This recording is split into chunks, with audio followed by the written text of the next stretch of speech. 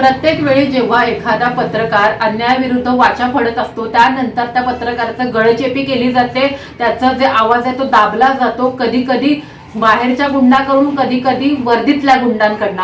आणि अशाच प्रकारचा प्रसंग माझ्यासोबत झालेला आहे। वर्तकनगर पोलीस स्टेशन इथे अनेक फिर्यादी होते, त्या अनेक फिर्यादींची तक्रारीची दखल घेतली जात नव्हती, त्याच्यामुळे वेळोवेळी आपण वर्तकनगर पोलीस स्टेशन हे कव्हरेज करत होतो, त्या विरुद्ध तिथले जे अधिकारी आहेत त्यांना आपण जाब विचारत होतो। अशाच प्रकारची घटना काल घडली असता एका फिर्यादी संदर्भात, एका फिर्यादीची जी घटना घडलेली त्या संदर्भात आपण वर्तकनगर पोलीस स्टेशनला जाब विचारला। त्यावेळेला वर्तकनगर पोलिसांचे जे वरिष्ठ अधिकारी आहेत प्रवीण माने यांनी माझ्या हातातून मोबाईल खेचून घेतला, जो की माझी प्रायव्हेट प्रॉपर्टी आहे, आणि त्याच्यानंतर माझे जे पती आहेत त्यांचाही मोबाईल खेचून घेतला आणि त्याच्यानंतर त्यांच्यावर अमानुष मारहाण केली। त्यांना इतकं मारलं की त्यांच्या कानातून रक्त यायला लागलं आणि त्याच्यानंतर आता त्यांना ऑलरेडी त्यांच्या कानाचं ऑपरेशन झालेलं आहे, त्यांना बहिरेपणा आलेला आहे। आणि त्याच्यानंतरचा जबाबदार कोण, तर वर्तकनगर पोलीस स्टेशन, कारण ते स्वतःचा इगो सॅटिस्फाईड करण्यासाठी माने, जे प्रवीण माने आहेत वरिष्ठ अधिकारी,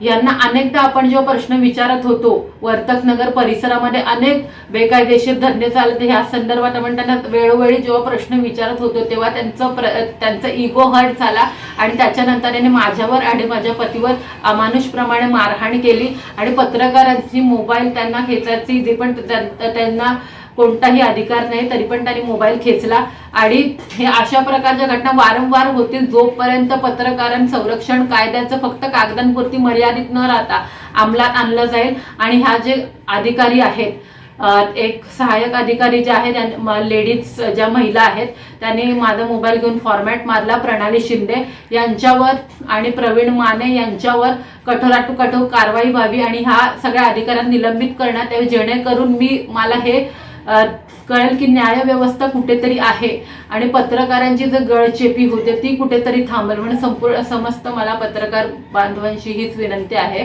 की हे जे व्हिडिओ आहे हे जास्तीत जास्त लोकांपर्यंत पोहोचवा, जेणेकरून मला न्याय मिळेल।